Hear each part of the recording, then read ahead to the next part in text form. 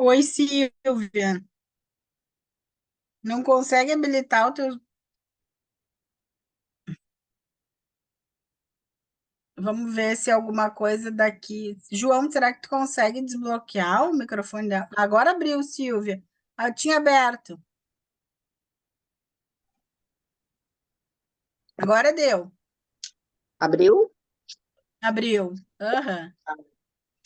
Acabei que estou no telefone aqui porque eu e a tecnologia, nós não temos uma boa relação. Ah, acontece. Então, não, é que a minha acontece sempre, né? É caótico essa parte tecnológica.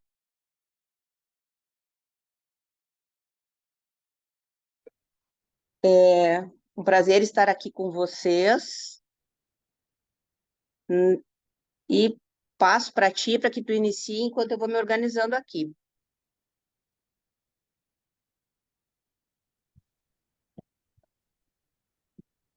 Renata estava sem som também. Tudo bem, Não Silvia? sou eu. Tudo bom? Não, tu... somos nós. Acontece. Eu acho que a Renata Ah, eu caiu. nem Não vi. sei. Desculpa, desculpa. Ah, Eu tá disse só bom. um minutinho e a gente começa. Então vamos começar. Boa noite a todos. A gente está retomando as atividades científicas da Horizontes, hoje com esse encontro aqui, né, para falar sobre as contribuições da psicanálise, a, não só a detecção dos riscos do desenvolvimento, mas também as possíveis intervenções, né, então as contribuições que a psicanálise tem. E a Horizonte está muito feliz, assim, porque esse evento, não vou dizer que inicia, porque a gente já iniciou no passado, mas eu acho que consolida uma parceria que a gente está criando aí, junto com o Instituto Plural de Bagé, representado pela Silvia e pelo Cláudio, né, que está aí também, está nos acompanhando. E a ideia é a gente, ao longo desse ano, fazer alguns encontros, mas eu vou deixar a Silvia falar um pouquinho. E aí depois eu posso voltar a falar das nossas atividades aqui. Silvia, muito obrigada pelo convite, pela parceria.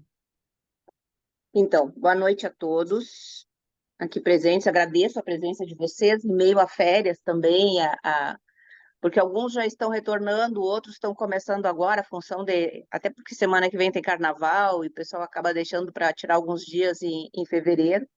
Por outro lado, também alguns colegas assim e acadêmicos já estavam falando da saudade de ter contato com conteúdos, com algo de que trouxesse mais formação e informação. E aí, conversando com a Renata, foi que surgiu a ideia de a gente fazer uma chamada ainda antes da retomada do ano letivo e trabalhar em cima dessas questões que são tão atuais e importantes, não que elas já não permeassem o nosso espaço de trabalho há muito tempo, mas o quanto hoje está sendo de um universo muito maior e de um coletivo muito maior. Tratar sobre as questões de compreensão, entendimento, diagnóstico e a visibilidade que está se dando a partir de todas as questões que implicam, seja para o sujeito ou para a família, dentro do quadro do TEA. E aí, aqui para nós, é algo que nós falo de Bagé, tá, gente? Eu e o Cláudio tá, acho que tá pela praia ainda, mas também é daqui da terrinha, a gente é aqui da fronteira, e a gente fica, como eu brinco assim, a gente fica longe de tudo que é perto.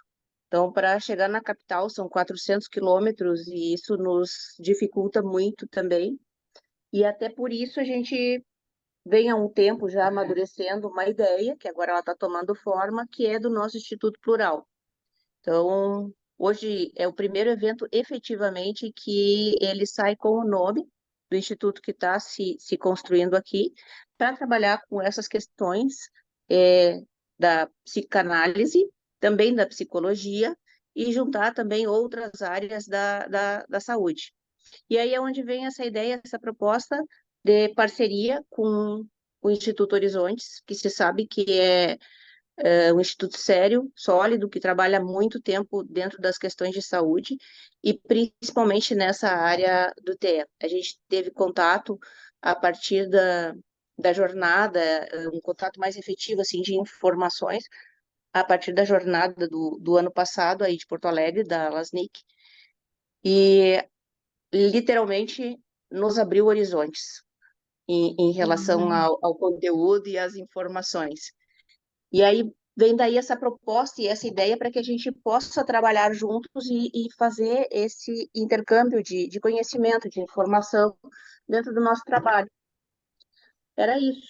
Talvez o colega Cláudio queira complementar alguma coisa também? Não? Hoje está só de plateia. Tá.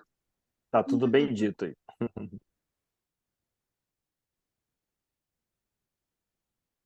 Tá bem, bom, a gente agradece e realmente hoje a ideia é que nós estamos aqui em três, então, profissionais, né, da Horizontes. Eu, que sou a Renata Vives, psicóloga, psicanalista,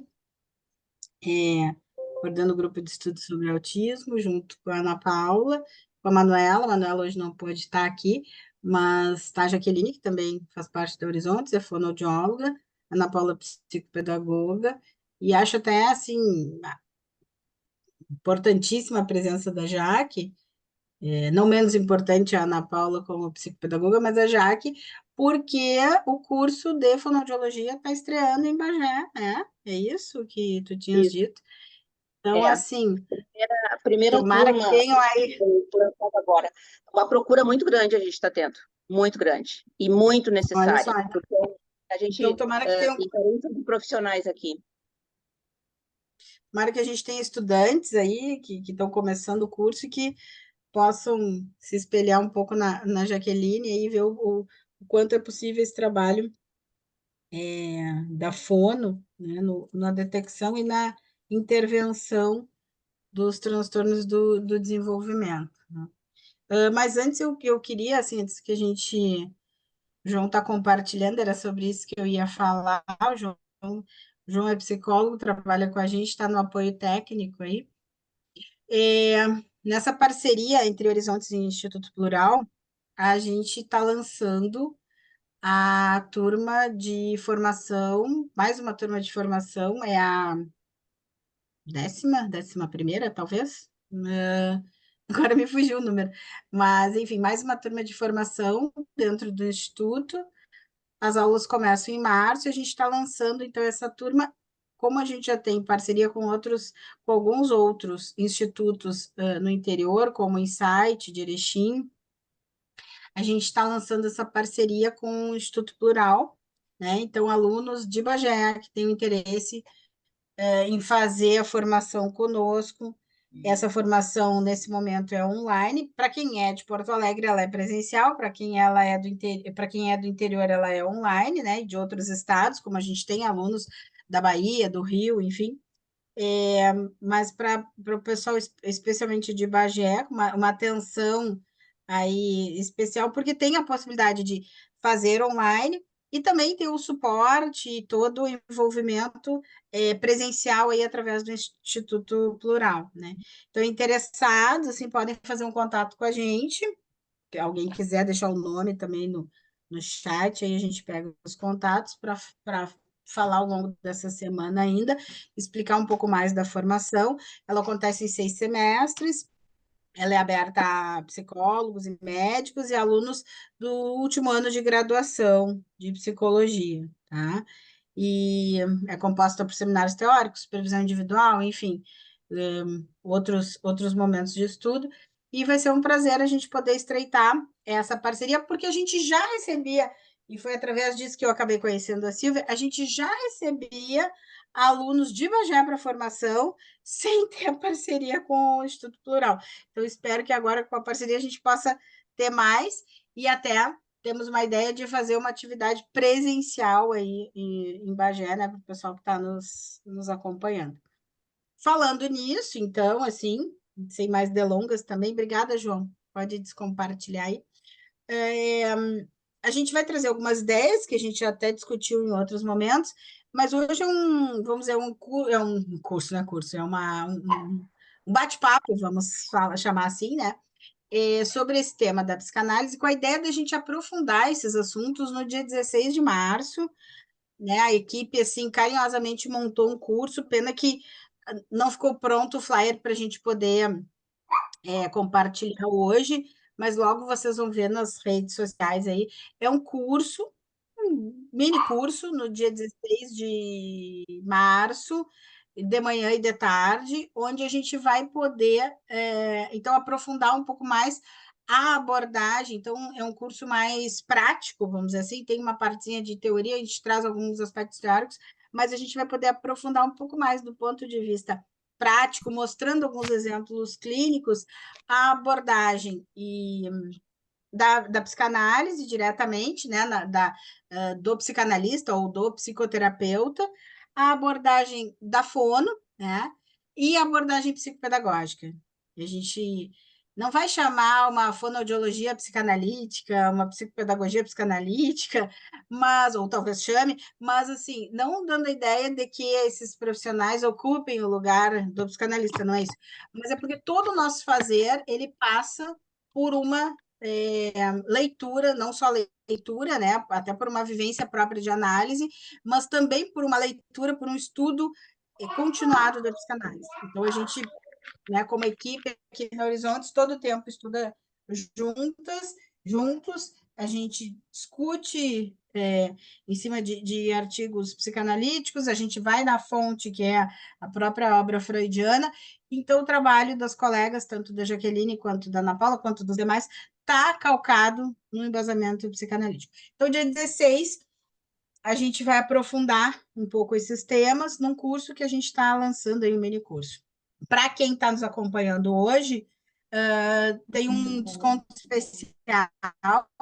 Daí amanhã, hoje mesmo, pode mandar uma mensagem para o WhatsApp da Horizonte. O João bota depois ali para nós no chat WhatsApp, e, né, dizendo, eu participei ontem, eu gostaria de fazer o curso e tal, tem um valor acessível aí com desconto para quem está participando hoje com a gente, tá? E informações sobre a formação também é só pedir ali que a gente volta a conversar. Então, eu queria começar assim, bom, a ideia é a gente trabalhar mais ou menos 1 hora, queria começar compartilhando alguns aspectos com vocês, que talvez alguns que já nos ouviram falar, ouviram, mas a gente vai trabalhar um pouquinho e tentar esmiuçar esses aspectos. Infelizmente, como é um grupo muito aberto e tem pessoas de tudo que é lugar, fica muito complicado a gente aqui apresentar material clínico, né? Então, que peço assim a compreensão de vocês. A gente vai falar um pouco em cima de teoria, mas vai elucidando, né, com alguns exemplos que a gente vai contando para vocês, tá? Desde que nós começamos a estudar não só a questão do TEA, né, como a detecção de risco, como estudar com a própria Lasnik, eu tenho dito sempre, a gente tem evoluído muito, e esse processo, felizmente, também ele tem sido, não sei se rápido, mas eu acho que tem sido dinâmico, porque a gente uma semana está pensando uma coisa, a gente consegue aprofundar um pouco mais, ler algum outro material, enfim, né, tem buscado outros suportes, teóricos também, cada vez mais das pesquisas científicas. Então, a gente também tem conseguido nesse processo todo, eu entendo que, assim, eu acho que afinar, né? Dar uma sutileza no nosso olhar quando a gente está vendo os bebês. E eu e a Ana Paula, particularmente, a gente tem uma situação muito privilegiada, eu diria, né? Que é que nós também trabalhamos numa escola infantil, nós temos uma escola infantil aqui em Porto Alegre, onde a gente recebe uma quantidade grande de bebês, de crianças de um modo geral, hoje são quase 200 crianças na escola, e muitas que ingressam nessa faixa etária dos 4 meses, que dentro desse olhar de detecção precoce já é tarde, né? A gente já está falando de um bebê velhinho, como diz a Lasnik, mas ainda para os nossos padrões de Brasil, de Rio Grande do Sul, ainda é cedo, assim, não sei se cedo, dá tempo, né? Então, a gente tem esse privilégio de poder ver algumas situações, e esse refinamento, né, do nosso olhar e da nossa escuta tem possibilitado que não só aquelas crianças que chegam ao consultório, mas aquelas crianças que a gente tem a oportunidade de ver na escola, que a gente possa perceber situações assim enfim, de dificuldades que vão se mostrando, possa sinalizar, que nós, né, assim, consigamos daí com isso, sinalizar para as famílias, encaminhar para as avaliações necessárias, para que naquele sentido que a gente sempre discute, que o diagnóstico ele não se dê aos 3, 4 anos, né? E quem sabe ainda, mesmo com 4, 5, 6 meses, intervenções sejam possíveis e talvez se evite um diagnóstico no sentido que se sabe da poda neural em torno de 1 ano e meio, né? Não sei, gurias, alguém quer falar alguma coisa antes que eu siga? Jaqueline, Ana, não sei. Bem rapidinho. Não, eu fiquei te ouvindo e fiquei pensando na nossa trajetória de estudos, quando nós começamos a intervenção era precoce. E depois veio, e a gente agora fala da intervenção precocíssima, né? Da detecção, na verdade. E eu fiquei pensando que eu acho que isso se dá porque a gente tem muito mais subsídios e aí, Renata, tu me corrige se eu estiver falando alguma bobagem, porque eu pensei, isso só é possível porque tem muito estudo, muito conhecimento baseado em evidências, né? Então, se fala muito da psicanálise não ser uma ciência, enfim, mas todo esse trabalho foi baseado em estudo, enfim, né? E isso é possível agora, essa intervenção precocíssima, olhar para esses bebês, enfim, porque tem um respaldo teórico, científico por trás. Então, só para fiquei pensando assim, se Sim, a fala muito da própria psicanálise. questão, né? A gente comentava semana passada, teve o congresso da CIPA, né? Que é a Comissão de Psicoterapeutas e Psicanalistas e outros profissionais interessados na temática do autismo. A CIPA é presidida pelo Gouze, na França, e tem o braço latino-americano, até do qual eu sou diretora científica, e a gente vai ver agora, ao longo desse ano, e o ano passado foi um ano mais de reestruturação interna. Esse ano vocês vão ver várias atividades que a gente está organizando, inclusive lá em novembro, uma jornada. Mas a CIPA, essa semana passada, no Congresso, ela trouxe muito a questão da pesquisa, e, como sempre, mas trouxe a questão, as questões orgânicas, né? A gente discutia sobre isso, assim, porque se discutiu sobre o falar.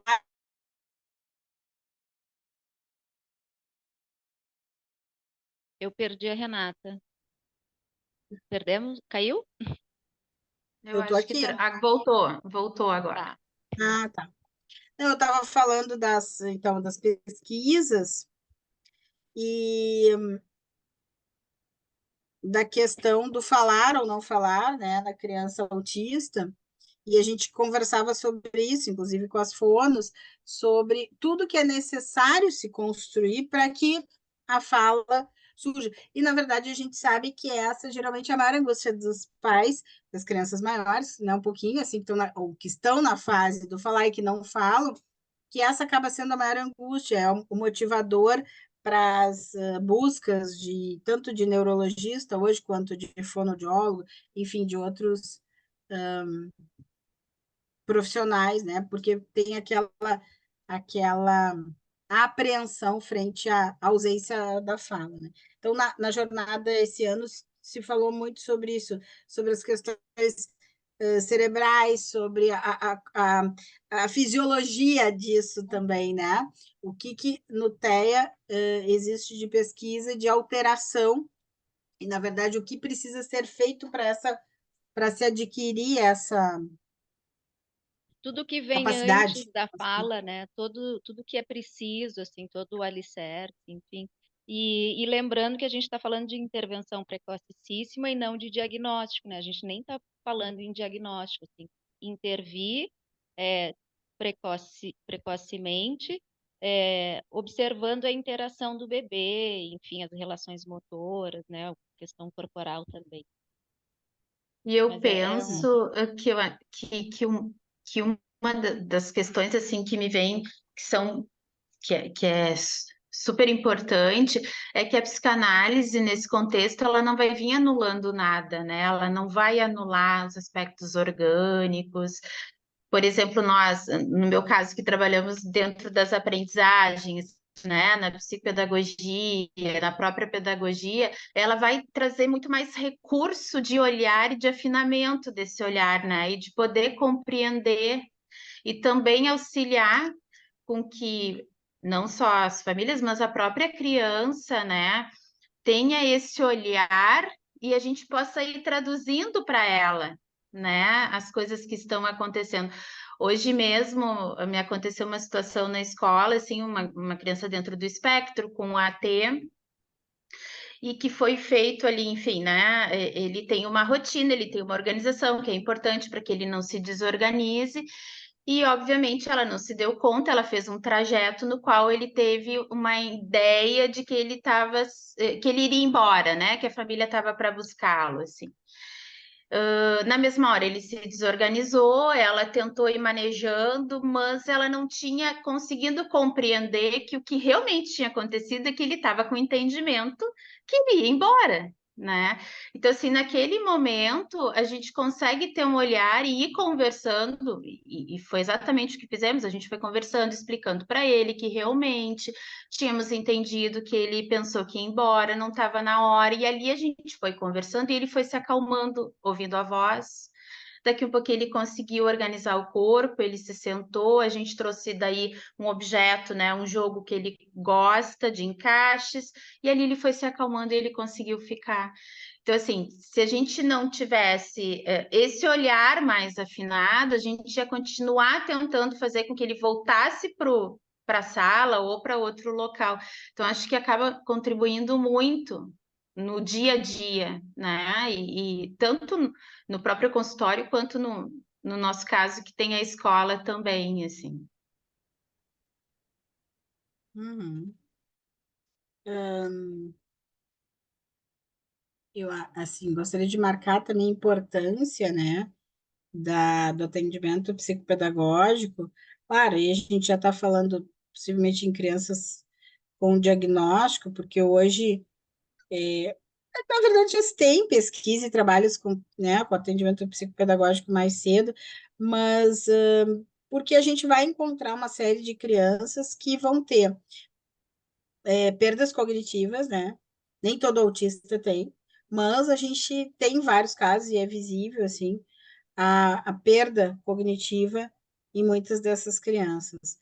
E, enfim, depois adolescentes e adultos. Ao passo que em outros a gente não vê isso, a gente não vê questões cognitivas, nem de aprendizagem, mas a gente vê muito mais essa dificuldade do relacionamento social, da interação, e às vezes até a questão, o aspecto cognitivo está extremamente preservado ou acima, né? Seriam aqueles casos que antes a gente chamaria de Asperger. Para ambos, a intervenção psicopedagógica ela se faz necessária, porque mesmo no caso de uma criança com uma superdotação, ela precisa adequar essas aprendizagens, né? E precisa também a família, como a própria escola, ter uma orientação de como proceder nessas adequações, porque as escolas também não sabem trabalhar com esses alunos, né? Com questões muito mais, vamos dizer assim, com questões cognitivas para além do que é a média em geral. Né? Bom, a gente está começando a trazer essas contribuições, né? E eu entendo que a principal, assim, é uma mudança de paradigma da psicanálise, que muitos de vocês talvez já tenham ouvido, que antes preconizava, lá na década de 60, com o Bruno Bettelheim, que a psicanálise, desculpa, que o autismo era algo fabricado, né, pela relação da mãe com o bebê. Isso que levou até o Bruno Bettelheim a sugerir em algum momento que as crianças autistas fossem afastadas das mães, né? Porque a mãe provocaria esta doença nos filhos. Isso não só naquele momento provocou sim um afastamento de algumas crianças da sua família de origem, mas acima de tudo provocou um afastamento das pessoas da comunidade em geral da psicanálise, porque essa psicanálise culpabilizante, ela não reconhece o sujeito como tal e não consegue intervir, pensar na dupla e no ambiente, e, bom, e para além disso tudo que tem a ver com o que a gente está falando, com pesquisas, com estudos, com outras ciências, né? E que a gente precisa ir intercalando, inserindo no contexto de qualquer situação hoje em dia, né? Então, assim, acho que a grande diferença que a gente vai trazendo, a gente, eu digo não só nós aqui, mas as pessoas de um modo geral, assim, que tem estudado um pouco mais de psicanálise e de autismo, é essa visão de uma psicanálise que reconhece um sujeito por vir, né? E reconhece que não é a relação que faz o autismo, né? Mas que as próprias questões do bebê, e aí a intervenção precoce se torna cada vez mais e mais importante, a própria condição do bebê, ela é desorganizadora da mãe e é desorganizadora desta dupla que precisa se formar, né? Já que quer comentar alguma coisa antes que eu leia? Não? Tá fechado, tá. Então, assim, um aspecto que é importante nisso, porque também a ideia do precoce, né?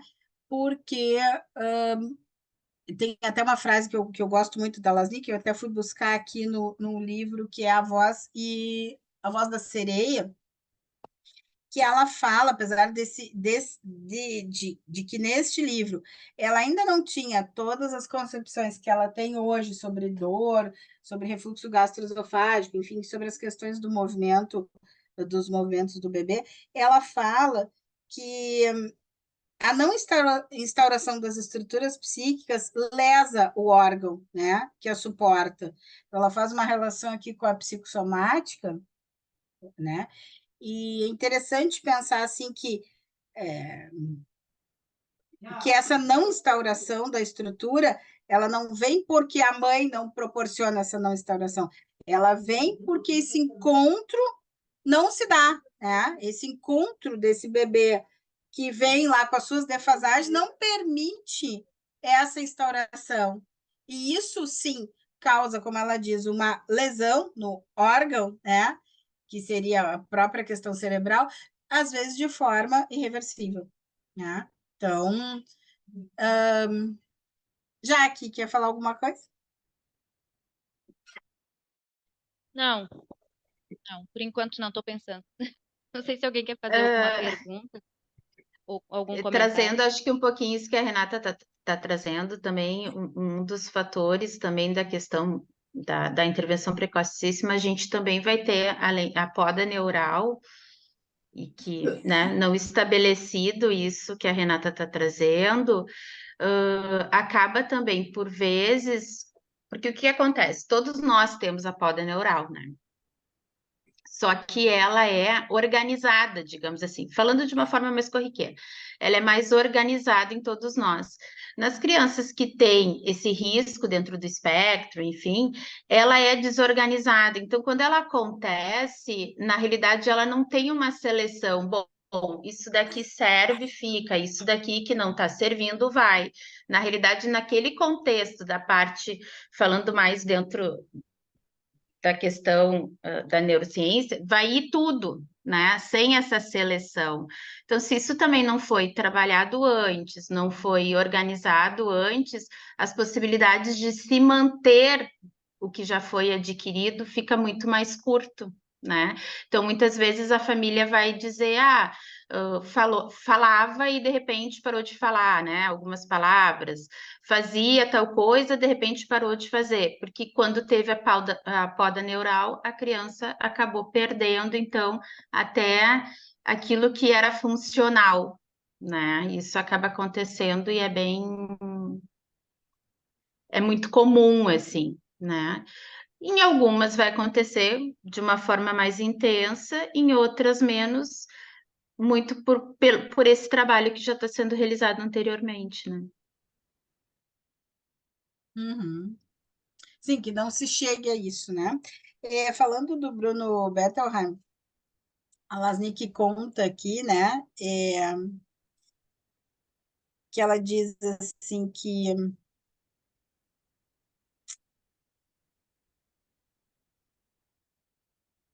há 20 anos, né, sendo que esse trabalho foi escrito em 96, quer dizer, esse livro não foi escrito em 96, mas o que ela está relatando aqui, então a gente estaria falando de 1976, mais ou menos, né, década de 60, 70, ela diz assim, então, os simpatizantes de Bettelheim nos tinham explicado que o autismo era unicamente psicogênico e que era preciso encontrar a causa nos desejos mortíferos inconscientes dos pais, assim como nas condutas que daí derivavam.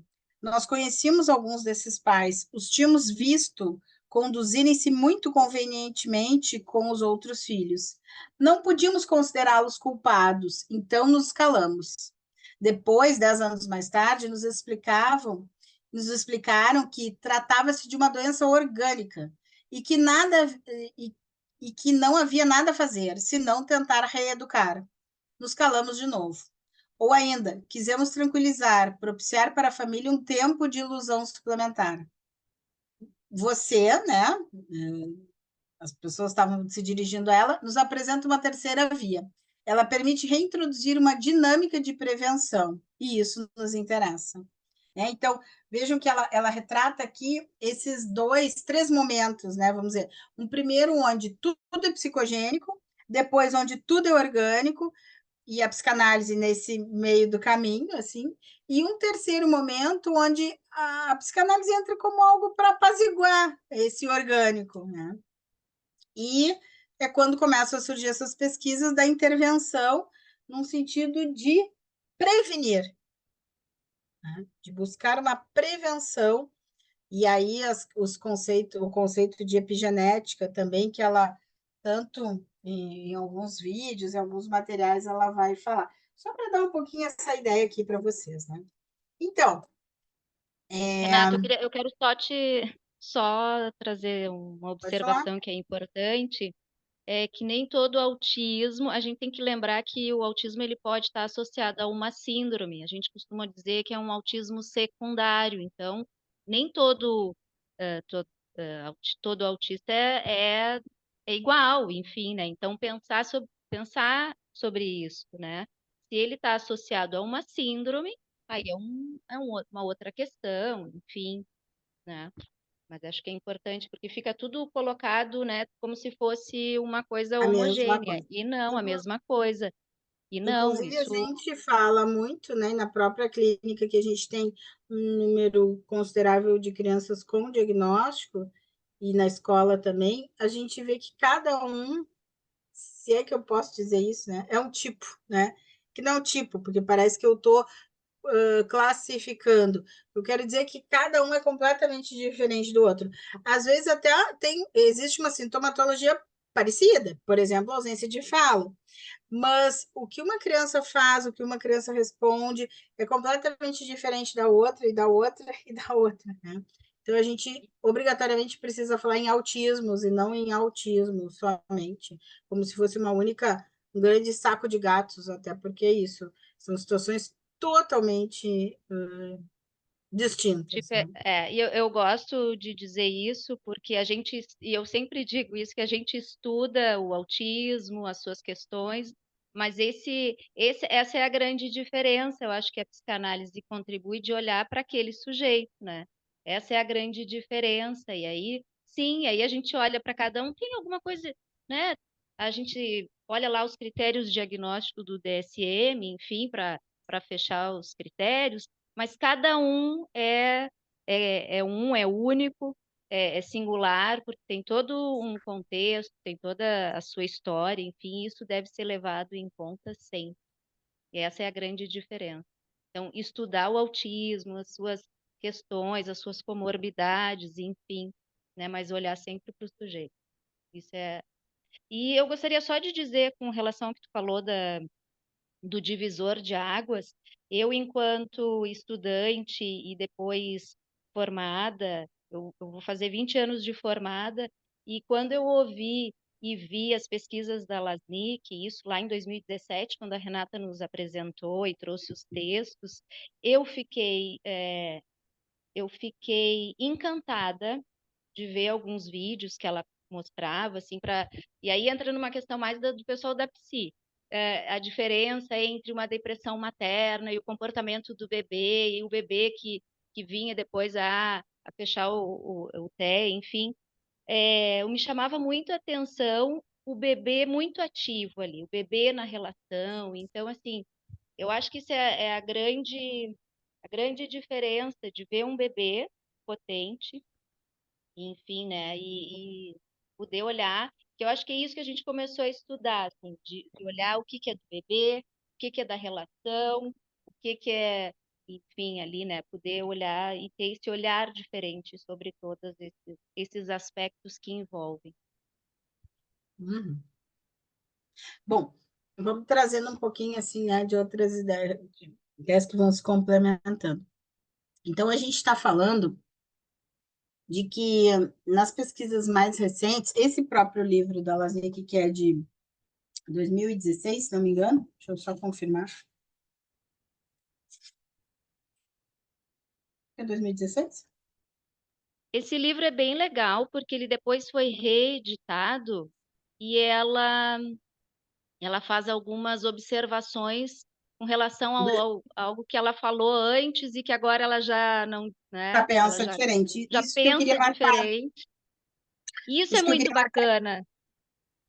Ele é de 2013, né? E isso, assim, que a Jaque está trazendo. Porque a introdução, por exemplo, dele, ela vai dar muita ênfase à questão do terceiro tempo do circuito pulsional, que até a gente fala aqui nos slides. Mas hoje, quem escuta a Lasnik falando, ela já não coloca tanto o acento nisso, né? Não que isso não seja importante, isso é um conceito crucial da psicanálise. Mas o que acontece? Ela vai centrar em outros aspectos que seriam, vamos dizer assim,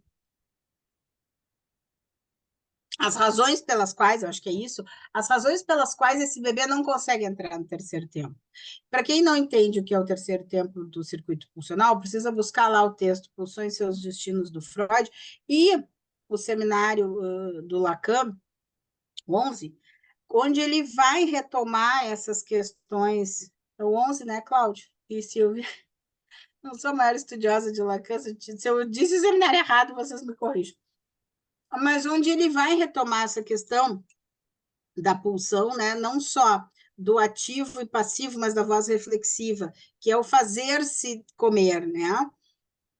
Que seria essa ideia do terceiro tempo. Eu me entrego para o outro, que é a grande questão, é a questão crucial da detecção de risco, né? Assim, é um bebê que não se entrega para o outro. Ele pode olhar, eu acho que essa questão do olhar é importante porque a gente tem o olhar como um dos primeiros fatores de detecção, assim, antes, né, um pouquinho, hoje a gente sabe que bebês de risco de autismo e que depois chegaram a ter um diagnóstico, às vezes olhavam, fixavam o olhar, mesmo que brevemente, né? Mas tem uma coisa que não faziam, que é isso, se entregar para a relação, convocar o outro. Então, isso hoje é o top das pesquisas, né? O quanto esse bebê se entrega para a relação e o quanto ele não só se entrega, no sentido de responder, não é isso, né? Fazer-se comer é ele entregar-se no sentido de convocar o outro. Então, o quanto ele se entrega nesse aspecto, eu convoco o outro. Eu não só respondo ao outro. E aí, bom, a gente está falando de um aspecto que é o seguinte, que todo mundo que foi pesquisar sobre autismo foi pesquisar nos vídeos caseiros, porque não conseguia encontrar, acho que também isso, né, explicações vendo a criança na atualidade. Então, o Filippo Muratori, o próprio Trevartem, a própria Lasnik, ela tem uma coisa que a gente gostaria muito de fazer também, uma falta de tempo nos impede, que é o Cineclube, que é assim, não só a gente faz um pouco, mas não faz tudo tanto quanto ela faz, não só ver os vídeos atuais da criança, das sessões gravadas, mas ver os vídeos de bebezinhos, os vídeos caseiros. E o que que acontecia? O que que aconteceu com todos esses pesquisadores?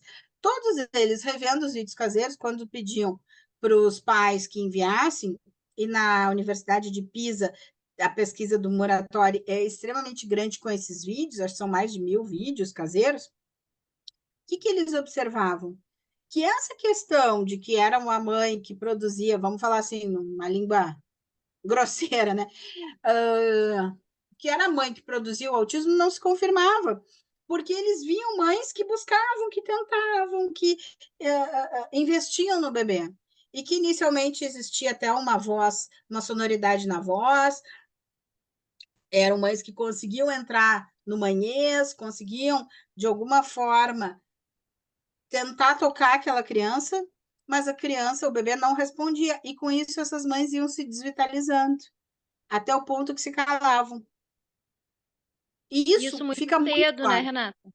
Hã? Isso cedo, isso era possível ver cedo, antes dos 6 meses, no quarto, acho que quarto já era velhinho, né? Mas isso bem cedo, né? A mãe estava na relação. Eu fiquei pensando na pergunta que a gente faz hoje. Antes se falava, não, não entrou no terceiro tempo do circuito pulsional. Hoje a gente faz a pergunta, por quê? O que está tirando esse bebê da relação? Aham, exatamente. E o quanto, né? Eu ia dizer é que eu pensei uma coisa, tu falou outra, agora parei que me fugiu. O que que eu queria dizer? Sobre a questão do quarto mês. O que que a gente vê assim, né? Nós temos um grupo que nós nos reunimos todas as quintas com a Lasnik e a gente vê esses vídeos dos bebês, dos nossos pacientes, enfim, né? Das pessoas que nos buscam, às vezes até de crianças maiores, a gente igual pede os vídeos de bebê. E é visível, assim, é sentível, no sentido de, fiz um neologismo, assim, a gente sente a angústia das mães. A gente começa a ver o vídeo e aquela mãe chama, fulano, fulano, Pedro, Pedro, Pedro, Pedro, Pedro, mamãe tá aqui. E o Pedro, nada. Contratransferencialmente, gera em cada um de nós e no grupo malestares que vocês não, assim, não digo que não imaginam, eu imagino que até imagine, porque quem trabalha com crianças assim sabe o que eu estou dizendo. Cria realmente um mal-estar, uma angústia, onde a gente se vê totalmente identificada com essas mães.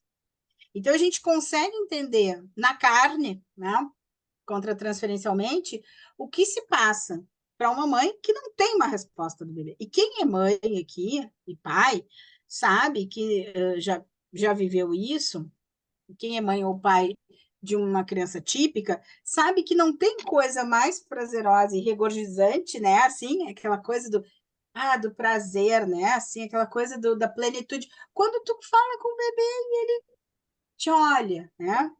Daqui a pouco ele abre um sorriso para ti. A gente está encharcado de um narcisismo que não tem outra explicação. Nessas situações, isso não vem. Eu acho que isso é importante. Né? Não vem. E se não vem, é isso. A gente tem que ir em busca desta causa.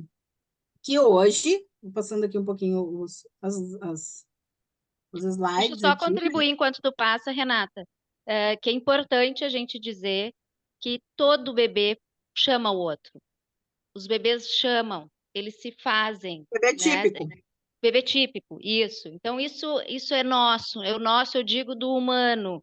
A gente vem para se relacionar, para interagir, e por isso que a gente consegue observar quando isso não acontece. Porque se a gente começa a olhar o bebezinho, ele busca o outro, ele quer, ele é curioso, ele quer ver, ele quer aprender, ele está sempre ali buscando o outro, né? E isso muito precocíssimo. A gente não sobrevive sem alguém para nos cuidar e para interagir e para fazer Claro que cosquinha. A gente quer a gente prazer, é se divertir, né? Quando não é prazeroso, e isso é muito cedo, a criança se, né, se protege. Tem algo ali. Claro que nisso que a Jaque está trazendo, a gente também pode se perguntar, mas por que o aumento? Por que tantas crianças hoje com diagnóstico, ou com uma hipótese diagnóstica, né, ou com sinais de risco, né? Não sabemos, assim. Existem algumas pesquisas, nada conclusivo, mas certamente não é a pandemia que fez isso. A pandemia parece que botou em cena algo que já estava ali. Talvez a gente leve ainda alguns anos para descobrir, e talvez tenha a ver com causas orgânicas mesmo, com, enfim, questões alimentares, eu não sei, né? Mas a questão é que a gente tem, isso que eu já dizia, a princípio, uma aptidão inata para o contato. E onde isso está prejudicado, a gente tem um risco grande de um transtorno do desenvolvimento, principalmente de um TEA, né? Agora, o que impede que essa aptidão inata se manifeste? Bom, aí a gente vai falar, vou passar aqui um pouquinho para baixo, das questões básicas hoje, né, que se discutem, que é a questão da dor.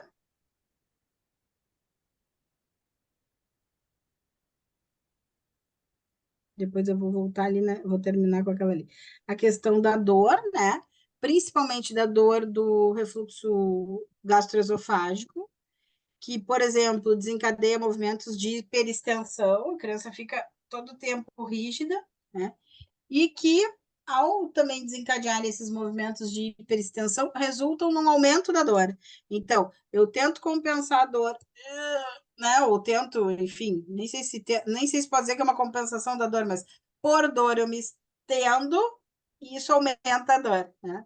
Então, a gente tem uma dificuldade nesse sentido, não é que todas as crianças precisam ser medicadas com Motilium, Label, ou sei lá, essas medicações para refluxo, mas a gente também sabe que muitos médicos, muitos pediatras vão tratar isso sempre como uma questão da normalidade de um sistema gástrico que ainda é imaturo e que dizem que isso vai passar, enfim. Enquanto isso, às vezes a criança está 2, 3, 4 meses vomitando e regurgitando, ou mesmo que isso não seja tão aparente, tem o refluxo silencioso, que é aquele leite só volta e não sai, né? E para quem já teve, ou quem teve já algum tipo de azia, ou seja lá o que for, isso tudo é de um desconforto terrível. Ainda mais num corpinho que não se constitui ainda como corpo, muito menos comunidade,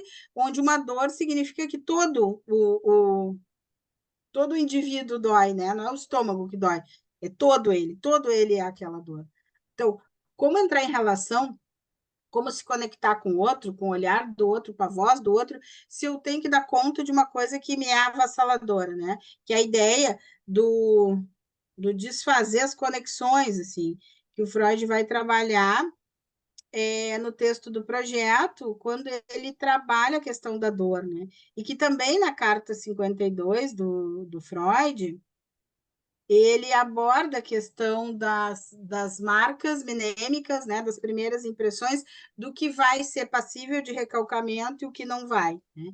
Então, tem aqui uma contribuição, já tem 3 textos aqui que eu cito para vocês, que não é uma citação minha, né? Não tive essa genialidade de descobrir isso quem teve foi a Lasnik, mas, assim, Pulsões e Seus Destinos, Carta 52 e o texto do projeto, no item onde ele fala sobre a dor, são contribuições psicanalíticas que convergem diretamente para todas as pesquisas do Muratori, do Trevarte, enfim, e que não são psicanalistas, né? Que esses são psiquiatras e, enfim, pesquisadores.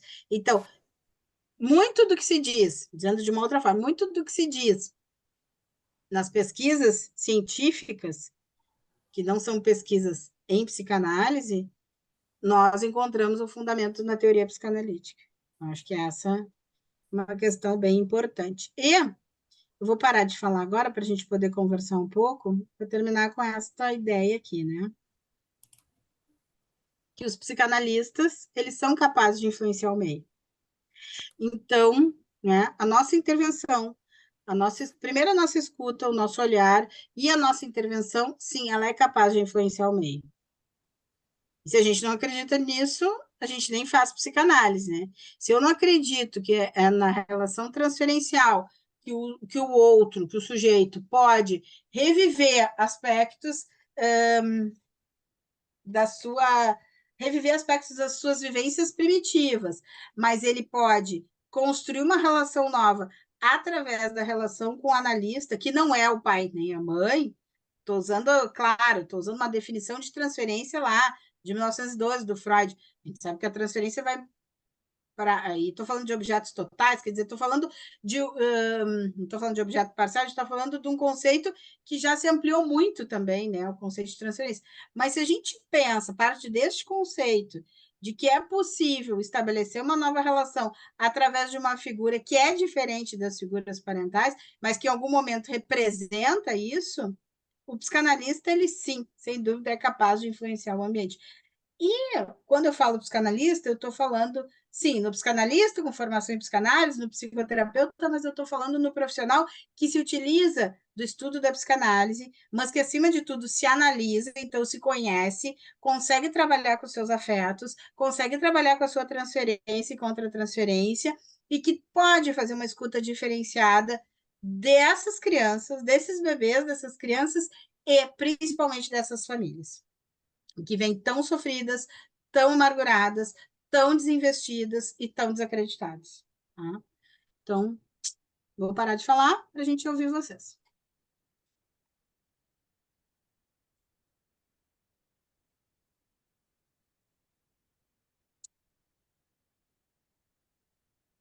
E aí, gente?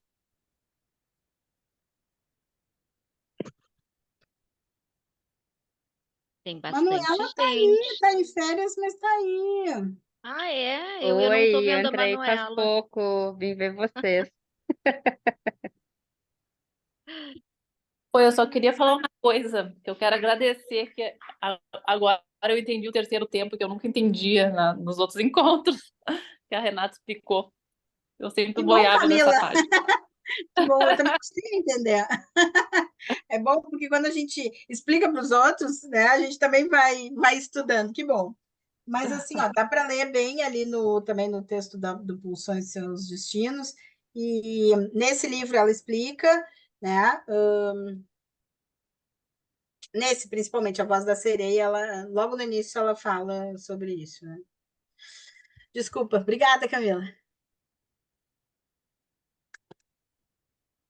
Quem ia falar? Jaque ia falar? Não, eu só ia dar um oi para quem eu tô vendo. Eu tô vendo a Aham. Eliane. Oi, Eliane. Oi, Richelle. A Micheles, Rosângela, sempre nos acompanha, que trabalha com Rosângela, sim. bebês, que esteve na jornada. Foi muito legal a tua apresentação. Foi muito Jaqueline rico o teu trabalho. também. Eu tô no Oi, celular, eu Jaque, não a vejo outra muita Jaque. gente. Aham. Eu queria fazer um comentário, assim, às vezes claro, eu me escuto também, fico pensando em algumas coisas.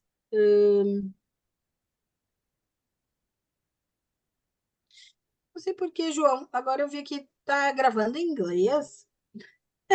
Tem um recording, tem um English aqui, espero que não. Bom, tem gente que depois quer ver a nossa gravação aqui. Eu queria fazer um comentário, porque às vezes a gente fala muito na Lasnik, né? Às vezes quem não conhece pode dizer assim, que essas pessoas aí ficam repetindo o nome de uma, né? Mas assim, para quem não conhece Marie-Christine Lasnik, primeiro precisa conhecer. Ela tem alguns vídeos no site dela, lasnik, arroba, como é que é? Lasnik, arroba, França, né, .com, se não me engano, esse é um site próprio, lasnik@fr.com, acho que é isso. E ela tem vários textos publicados, são mais de 40 anos estudando psicanálise, estudando bebês, trabalhou no serviço público, né, no serviço público francês, onde teve a oportunidade de atender muita gente e também fazer muita pesquisa, mas a minha, né, falo por mim, mas eu sei que também falo um pouco pelas gurias que estão aqui, admiração pela Lasnik é porque ela traz de volta a psicanálise, né? Ela traz de volta, ou traz o autismo de volta para a psicanálise. Ela traz essa possibilidade de se olhar para isso, da gente sair desse lugar crítico e julgador que os psicanalistas e a própria psicanálise entrou, e ela traz, e não só isso, mas ela traz contribuições fantásticas, que hoje muita gente ainda se abstém de pensar, de atender, de estudar, né? Mesmo instituições ligadas à IPA, como é o caso que eu faço parte, esses estudos são muito distantes das nossas formações. Né? Os estudos da contribuição do... Se fala muito em atendimento de bebê, sim, se fala em intervenção mãe-bebê, mas sempre com aquele pezinho do que a mãe deixou de fazer, o que a mãe fez, o que a mãe não olhou, né? E não no que pode tá vindo do bebê. Eu falei da dor, mas eu não falei das questões dos movimentos, eu me passei, né? Que seria o outro aspecto a ser observado é como esse bebê estruturou esse corpo. E nesse sentido, as pesquisas dos movimentos gerais, hoje as pesquisas, inclusive intraútero, falam de bebês que têm movimentos empobrecidos, então, como eu estou dizendo, inclusive intraútero, que seriam bebês de maior risco. Né? E aí a prematuridade pesa como um fator de risco, porque são bebês com menos movimento, bebês que sofrem diferentes intervenções, enfim. Né? Não quero dizer que todo bebê prematuro seja um bebê autista, mas são bebês com um pouco mais de risco. Então, a gente tem aí um trabalho também, que a gente tem batido nessa tecla, gigante de conscientizar as equipes que estão na ponta, né, dos serviços de saúde, pediatras, principalmente pediatras, equipe de enfermeiros, técnicos de enfermagem, que recebem esses bebês, que acompanham esses bebês muito cedo, para observar esses sinais de risco e buscar, indicar, enfim, as avaliações necessárias, para que para que isso não vá ser diagnosticado lá com 1 ano e meio, que aí, como a Ana falava da poda neural, a gente já tem uma perda de tempo gigantesca, né? E possivelmente um diagnóstico já. Né? Mas quem quer falar? Vamos ver. Tem um iPhone aí falando. Vamos ver. 800 e vai tomar, tá bom? Então.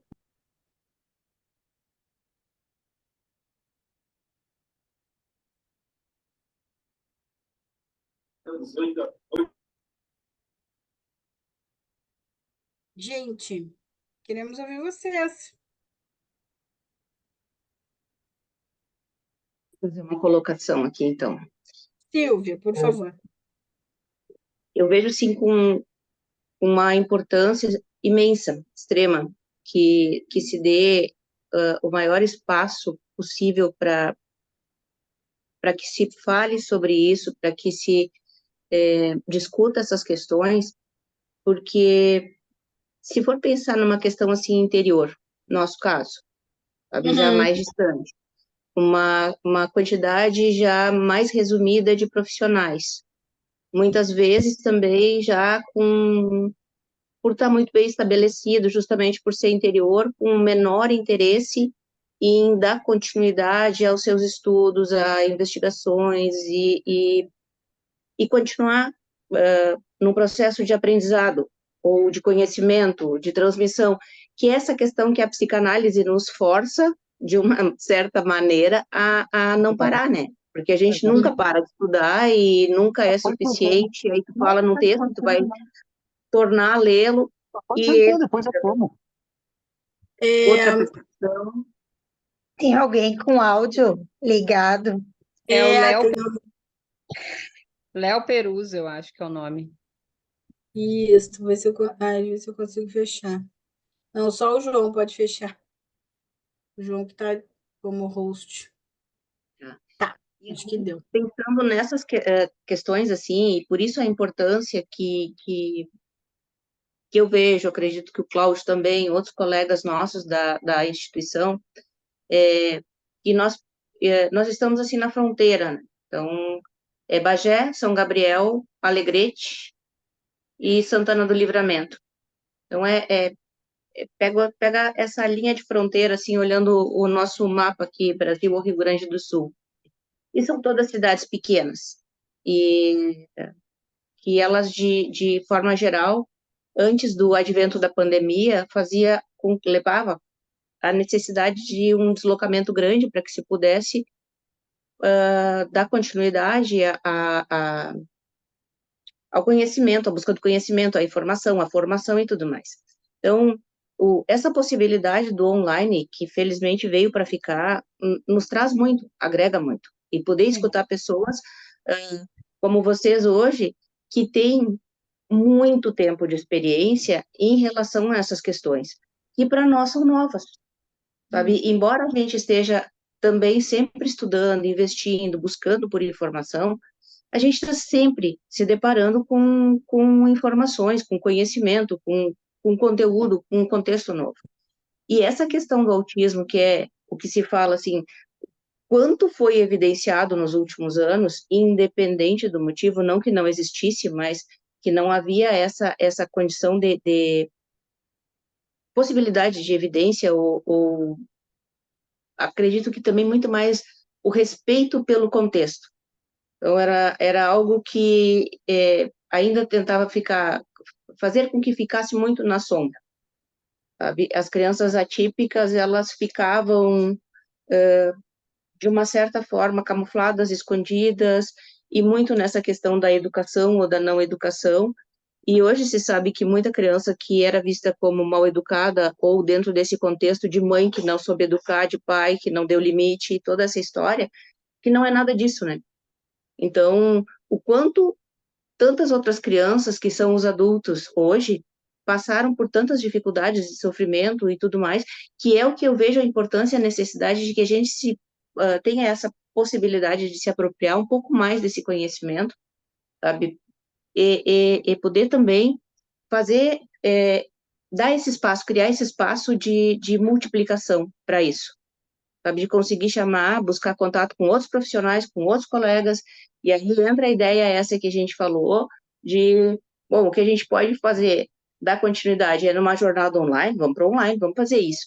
E a gente vai indo, e vamos tentar abrir espaço e convocar e chamar outros colegas para participar, para poder partilhar, não só dentro da questão do autismo, porque vocês têm uma experiência bárbara de muito tempo de trabalho e numa clínica com um movimento muito grande, mais a questão de escola, então agrega muito para nós que estamos assim muito distante desse eixo de transmissão.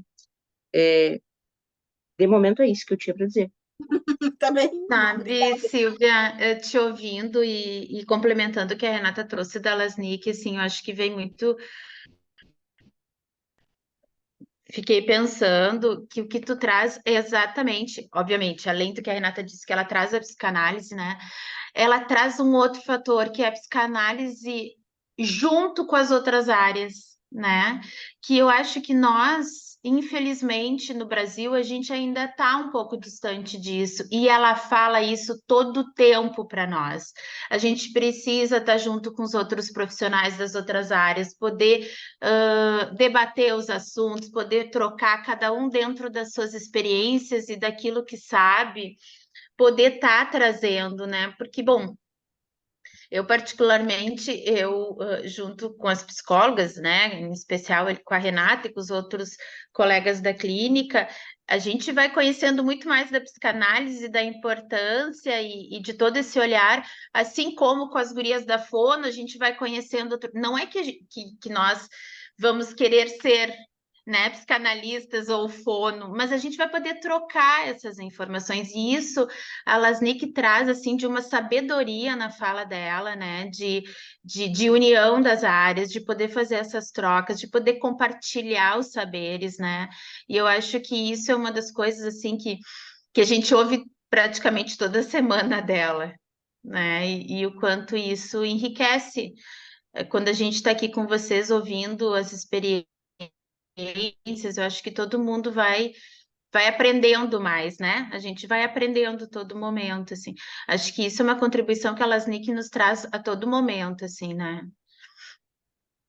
E acho que é importante o que a Ana está trazendo, né? Mas, assim, e lembrando também que Às vezes as pessoas dizem, mas eu nem trabalho com criança, muito menos quero trabalhar com autista.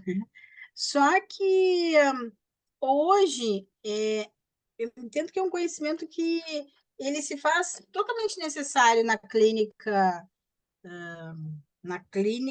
qualquer clínica, eu acho, na clínica fonoaudiológica, na clínica psicopedagógica e na clínica psicoterápica, não tenho a menor dúvida.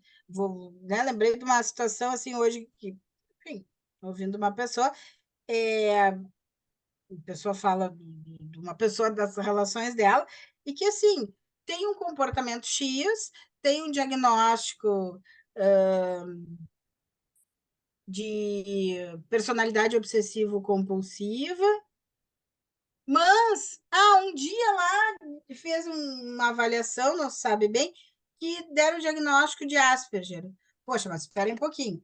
Mesmo que eu não me interesse pelo tema do autismo, mesmo que eu não trabalhe com crianças, mesmo que eu, enfim, não queira saber disso, tem uma sintomatologia que lá pelas tantas pode ser parecida, né? Uma pessoa com toque ou com uma personalidade obsessivo-compulsiva, como foi chamado, não entendi bem o que é essa personalidade, porque entendo que se é mais disruptivo, quer dizer, se é disruptivo, se é egocintônico, cego distônico, desculpa, é um transtorno, né? Bom, enfim, no meu caso. Mas, assim, de qualquer forma, o sintoma obsessivo, ritualístico, às vezes também pode ter um aspecto evitativo. Bom, ele pode se confundir com uma sintomatologia do autismo e vice-versa. Então, eu tenho que entender qual é a diferença de um e outro, né? Eu tenho que saber o que é um obsessivo, personalidade obsessiva, transtorno obsessivo, e o que é um autista de alto funcionamento, né? Então, é um conhecimento que se faz necessário para qualquer profissional, penso eu. E vou dizer que mesmo assim, eu trabalho há muitos anos, enfim, eu muitas vezes eu fico pensando, mas o que é isso, afinal de contas, né? Porque a gente tinha Renata. um arcabouço, fala, Jaque. Não, eu lembrei, não sei se é, mas hoje conversando com um colega da clínica que faz psicodiagnóstico e que recebeu um adolescente, enfim, 17 anos, e para fazer o diagnóstico diferencial, porque ele já tinha feito um psicodiagnóstico, não estava fechado, enfim.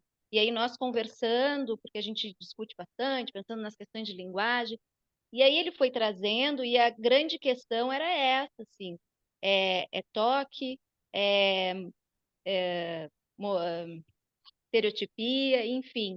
E aí nós conversando sobre isso e pensando o que ele vai ter que fazer, ele como psicólogo, analista, enfim, ele vai ter que buscar os filmes desse adolescente bebê.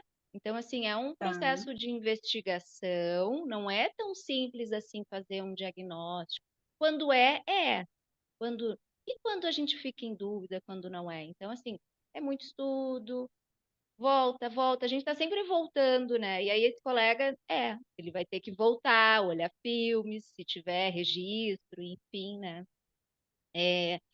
Eu, quando eu estava me preparando para o encontro de hoje, eu pensei no título, e aí eu não sei se eu vou fugir muito do assunto, mas a gente falou aqui de intervenção precoce, falou muito de bebês, mas nossa preocupação aqui, nós da Fono e a Ana da psicopedagogia, e acho que de muitos dos psicanalistas, é também com o adolescente, né? Com um adolescente, um adulto autista. E aí, pensando no título do encontro de hoje, eu fiz uns rabiscos aqui, porque eu lembrei de uma situação lá da clínica, de um menino que é acompanhado, acho que pela Ana e mais, que é um menino que está dentro do espectro, sim, ele tem muitas estereotipias, enfim, né? Mas um dia eu lá cruzando a recepção e ele estava chegando com a mãe, e ele estava, né, discutindo com a mãe, porque ele queria tomar café, e a mãe dizia, não, tu já tomou café preto? E ele estava questionando a mãe dizendo, não, chega fulano, e ele, mas por quê? Por que que eu não posso tomar café? Eu fiquei encantada. Só que aí eu fiquei pensando também, se coloca tudo na conta do autismo, esquece que ele é um adolescente, cheio de questionamento, e aí se olha só para autismo, o que que se faz? Medica, medica, medica, mas ele é adolescente, gente. Eu fiquei encantada, eu fiquei muito feliz de, assim, de ver aquela discussão, né? Eu fiquei muito realizada, fiquei contente e fiquei pensando sobre isso. Me faço essa pergunta, né? Porque fica tudo na ponta do autismo. E não, gente. E aí um outro exemplo, assim, que eu também fiquei pensando, tem um jovem adulto, eu não sei o nome dele, mas está passando, tem vários vídeos dele, acho que é a mãe que faz. Ele já tem até Ah, cabelinho sim. branco. Não lembro Não, o ele nome já é dele. adulto, adulto. Ele deve ter uns Ele é 40 adulto, anos, né? ele tem 40 e poucos anos. Como Então, é que e é o aí nome eu vi dele? isso, eu vi um trechinho, um Dalva filmezinho, é que a foi mãe, uma né? A colega. mãe é a Dalva. É Dalva, eu acho. E ele é muito querido. E aí foi até uma colega que é Não, fono, Ricardo, ela é, acho que verdade. sim, Hã? Ricardo. Ele tem vários Ricardo. vídeos. É, e olha que interessante, era uma conversa dele com a mãe. Eu não lembro bem, mas me chamou a atenção assim, porque ele perguntava das terapeutas, e a fulana? E a mãe dizia, fulana, não sei o quê, e ele, ela tá velha. Aí a outra fulana, daí a mãe falava, mais ou menos assim, né? E aí o diálogo foi se construindo ali, ele perguntando das terapeutas, a mãe falando, né? Eu fiquei com uma sensação, ouvindo e vendo, porque aí é muito sutil a mudança que acontece na expressão dele, que aí foi uma interpretação minha, tá, gente? Que eu acho que ele foi perguntando, e eu não me lembro se ele perguntou a idade da mãe, ou a mãe falou a idade dele, ou a mãe pergunta se ela tá velha, e aí ele para, e naquele momento a expressão dele muda. E aí ele meio que quer mudar de assunto. Eu fiquei com a impressão que ali naquele momento ele se dá conta da finitude dele, da mãe, dos terapeutas, que a gente envelhece, todo mundo, da finitude, gente. Quem é que vai conversar? Quem é que conversa sobre isso? Psicanalista. Então, assim, ter um lugar para se conversar sobre todos os assuntos, né? Não só sobre o autismo, mas também, né? Mas além disso, né? Da vida do adolescente, do adulto, do casamento, enfim, de tantas outras coisas, né? Então, acho que a contribuição da psicanálise é muita, né? A gente tem que Não, olhar sem além dúvida. disso. E eu acho que o pessoal aí que está na universidade, né? Como a Silvia, o Cláudio e alguns estudantes aqui, eu acho que, assim, alguém comentou sobre pesquisa em psicanálise, alguém colocou aqui no chat. Pois então, a gente precisa fazer pesquisa, né? Claro que a pesquisa em psicanálise ela é mais difícil de ser feita, existem todas as questões de como tratar o estudo de caso, enfim, né? Quem está na universidade sabe, imagino que saiba um pouco disso.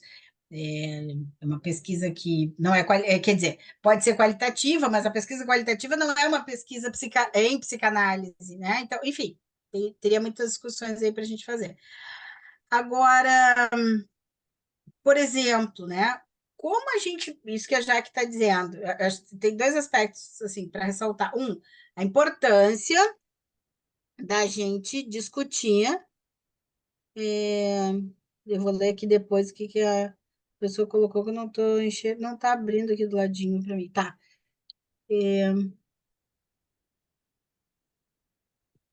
Podemos pensar na importância. Não, não sei. Depois alguém me ajuda a ler, que eu não consegui achar aqui.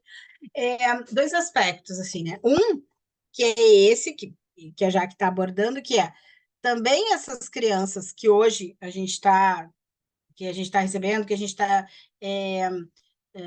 avaliando e que estão chegando com diagnóstico, hoje a gente está, né, diagnosticando como TEA, essas crianças vão crescer e vão ser adolescentes, vão ser adultos, vão ser idosos, né? E quem cuida desses indivíduos?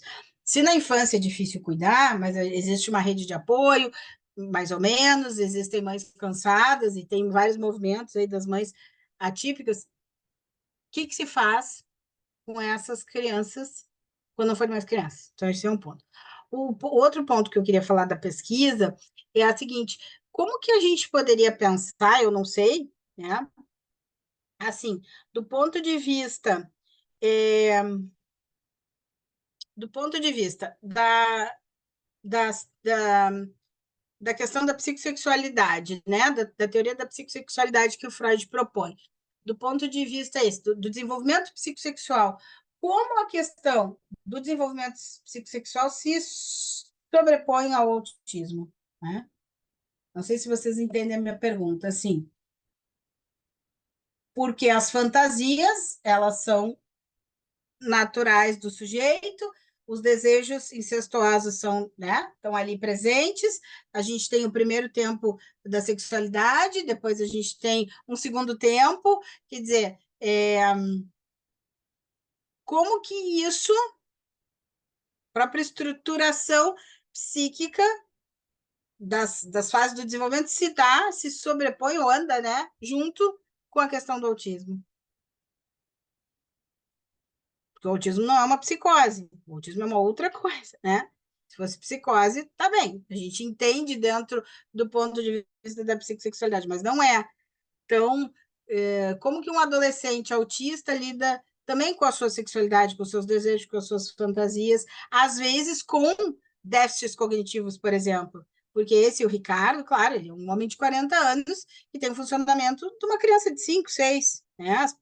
As perguntas dele são muito, assim, muito legais para a gente ouvir, porque é isso que tu trazem uma profundidade, mas é uma colocação como se fosse uma criança de 6 anos descobrindo a morte, né? Então, como é que essas coisas se conjugam? E aí, acho que a pesquisa realmente em psicanálise seria riquíssima. A Letícia pergunta se existe algum estudo para bebês prematuros, ou sempre Tem um observar... anterior ali, Rê. Tem uma Atrás fala eu não anterior. consegui ler, pois é, deixa eu ver. A Manu queria falar, Manu. Esse contexto é muito importante. E também uma dúvida minha, de qual seria a melhor maneira de ajudar os pais com relação a limites. Muitas vezes todo o comportamento é colocado dentro do espectro, e os espectros são esperados durante o desenvolvimento, como os próprios limites é deixado de lado. Isso a gente Respondendo? vivencia todos os dias. Eu ia dizer. Não, isso a gente vivencia todos os dias, né? Essa é uma incógnita para as famílias todo o tempo, assim. Muitas vezes os terapeutas vão auxiliar a identificar, né? E até afinar um pouco mais o olhar, assim, e poder dizer, olha, porque o que acontece? Eu acho que a família fica imersa muito dentro das dificuldades, e o que é o espectro, e acaba perdendo um pouco, principalmente quem não tem, né, o segundo filho, ou não tem outras referências, perde muito do que está dentro da idade, do que é esperado, do que é permitido, enfim. Então, muitas vezes, acaba colocando tudo dentro do espectro. Então, isso não é uma birra, é uma desorganização. E muitas vezes é uma birra, não é desorganização. Ele está impondo a vontade dele e a família não está conseguindo identificar e está atendendo como se fosse algo de desorganização do espectro, né? Uhum. Então, isso, muitas vezes, eu acho que quase sempre, os terapeutas é quem vão auxiliar muito nisso. Olha, isso daqui, é assim como a Jaque disse, né? Ele está questionando como qualquer outro adolescente vai questionar. Mas até pegando esse caso, por exemplo, que a Jaque trouxe, eu e a família tivemos uma dificuldade com a escola, porque a escola não entendia que os questionamentos dele estavam dentro da idade dele. A família achava que aquilo era uma imposição dentro do espectro. Aí é complicado, porque a escola não conseguia identificar. Não, mas é que a gente quer que ele não pergunte. Bom, mas foi um trabalho. Ele hoje está com 13 anos. Eu atendo ele desde os 6. Foi um trabalho muito grande de todos, né, da família, para que ele fosse questionador, para que ele soubesse fazer as perguntas, né, que ele pudesse ter essa conversa. Então, assim, para nós, claro, ele precisa se regular em muitas vezes, enfim, mas para nós é maravilhoso que ele consiga dizer isso. Tá, mas por que eu não posso tomar o café, né? Se ele está vendo todo mundo tomar, né? Não faz muito sentido, assim. Então, na realidade, eu acho que os terapeutas vão ajudar muito a família a entender, assim, o que está dentro e o que faz parte do processo de desenvolvimento natural, né? Isso a gente vê muito com as crianças. As famílias muitas vezes, assim como não identifica dentro de uma normalidade, assim, dar limite para as crianças, né? Muitas vezes a família não sabe até que ponto ela tem que dar limite, o que pode ser permitido, o que não é. Acontece muito dentro do espectro também, né? Talvez com mais dificuldade ainda. Mas acho que, independente de ter diagnóstico ou não, é a gente presumir uma certa competência, né, do bebê, da criança, do adolescente, enfim, dentro de todas as suas questões. Nós, enquanto terapeutas, eu acho que isso é importante, da gente estudar, ler, enfim, porque às vezes na situação a gente nem sabe, e não sei se precisa naquele momento identificar, é birra ou é uma desregulação, enfim, mas é acolher. É acolher a mãe, acolher a criança, porque isso faz parte, né, do desenvolvimento, enfim. Então, acolher aquela dupla, né, e aí depois, enfim, a gente apaga um incêndio e depois a gente pensa sobre isso, enfim, né. Mas é um trabalho de corregulação, de coterapeutas, é um trabalho de aliança do terapeuta com a família e com a escola. Não tem De muita grupo, receita de bolo. De grupo, de né? grupo, porque Porque o grupo dá o suporte, né? O o Cláudio grupo é queria falar e eu acho que a gente importantíssimo. tem. A O Manu Cláudio queria também acho falar e que acho que a queria falar. gente. O Cláudio e a Ah, tá. E Manu. daí depois eu acho que a gente vai se encaminhando para o fim, né? Já são 9, quase 9h30. Pode falar, Cláudio. Meu Oi, assunto ficou lá gente, para boa trás. noite. Prazer ver vocês aí, Manu, Renato. Tudo bom, Sempre bom estar querido? aqui sempre bom estar aqui na Horizontes. Não, primeiro dizer que é sempre legal ver vocês Mas agora nós aqui. estamos em Bagé, nós não estamos no Horizonte, a gente está no Estamos Instituto nos Plural. dois. Isso E aí. estamos na Pois praia, é, nós estamos em tudo então que é lugar. eu queria dizer da alegria de estar aqui sempre, né? Nós estamos no grupo de vocês aí de estudos, está recomeçando esse ano, e é muito legal, mas eu não queria sair sem deixar de parabenizar a Silvia aí por estar nos liderando nessa empreitada do plural, né? A ideia que surgiu ali, estava junto com ela desde o início, mas ela tem sido o motorzinho que faz essa engrenagem andar, né? E a gente espera, está com muita fé de que isso vai prosperar de uma maneira muito bonita, muito rica, e não só no plural, mas também lá no curso, como coordenador do curso, né, teve a iniciativa de criar um núcleo de autismo, além de outros 2 núcleos de pesquisa para fomentar o estudo do autismo na faculdade, e a gente tem muito a ganhar com isso, né, eu como professor e os alunos lá juntos. A gente já está com um grupo muito bacana, cerca de 20 e poucos alunos ali que já escreveram, já estão participando das discussões, das conversas, e isso tem também o dedo muito importante da Silvia, né? Vários estavam aqui hoje com a gente, uma gurizada que eu tenho muito apreço, que eu tenho muito carinho aí, tô morrendo de saudades aí para rever agora no início do ano letivo. Então, que essa parceria da Plural com o Horizonte e com outras instituições seja muito profícua, né?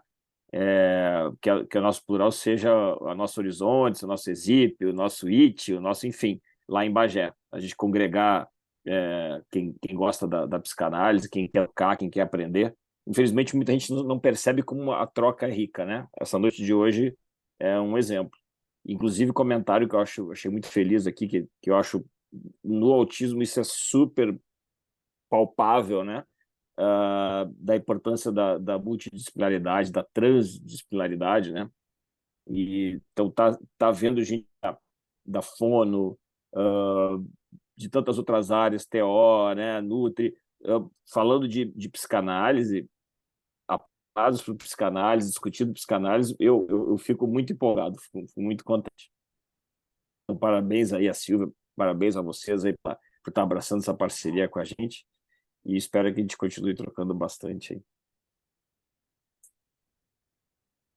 Obrigada, Cláudio. Para nós também é um prazer e eu acho que nada melhor do que retomar as atividades científicas com encontros como esse, assim, retomando também né, esses aspectos aí da detecção de risco e isso, assim, né, começando o ano para voltar a gente não para nunca de falar, mas voltar a falar com mais intensidade sobre isso, levar para mais pessoas estarem atentas, né, chegar na ponta, na saúde, enfim, para que a gente possa, Até comentar, sabe? né, que alguém falou da TCC com autismo, né? É, E falando, a gente pensa na TCC como muito interessante, talvez para quem está criança começando e tal, mas quando a gente ouve os adultos autistas falando, a gente percebe que o que eles precisam do emocional, é do afeto, é da parte afetiva, sabe? E aí eu acho que o nosso papel pode ser muito relevante. As pessoas estão se dando conta que o autista sente também, que ele sofre, que ele fica depressivo, que ele fica ansioso, né? E isso às vezes fica deixado de lado, né? Enfim, sim, eu falei. como se fosse uma máquina sem sentimentos, né? Gente, nós vamos nos encaminhando para encerrar. Não sei se a Silvia quer falar alguma coisa. Eu quero agradecer em nome da Horizontes, né? Agradecer a Jaque e a Ana Paula também que toparam esse encontro hoje. E a gente se vê e vai aprofundar esses aspectos no dia 16, para quem quiser ir fazer esse curso com a gente aí, né? Silvia, não sei, eu gostaria. Da mesma forma, quero agradecer a disponibilidade de vocês.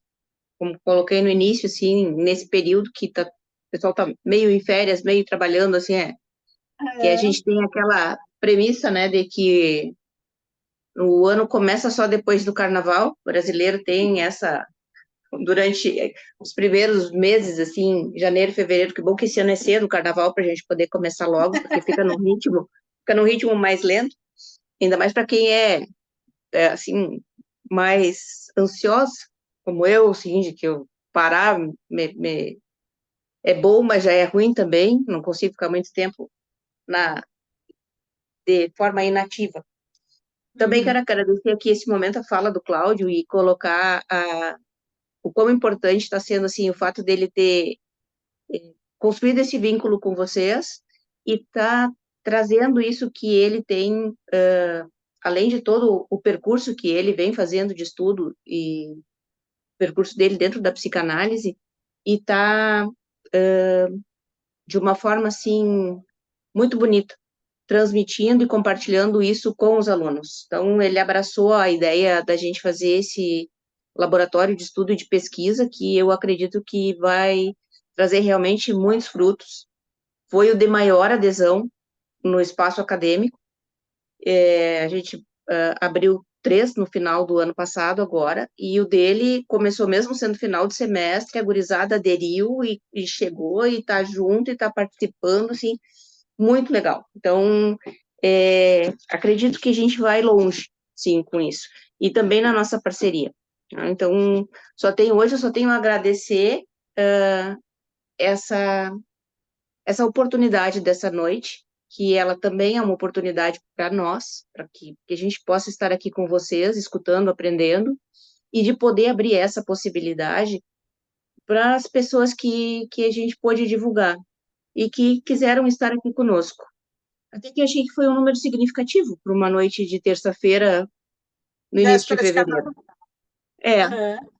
E agora é trabalhar para essa data, agora do dia 16, como a gente falou, fazer uma 16. boa divulgação, e acredito que vai trazer mais frutos para nós, de uma forma coletiva. Com certeza. E logo a gente vai presencialmente aí a Bagé, né? Se encontrar e comer um churrasco. Um churrasco. Gente, muito obrigada mais uma vez, Jaque, Ana, Silvia, Obrigada. Cláudia, a todos que estiveram aí com a gente. Boa noite. Boa noite.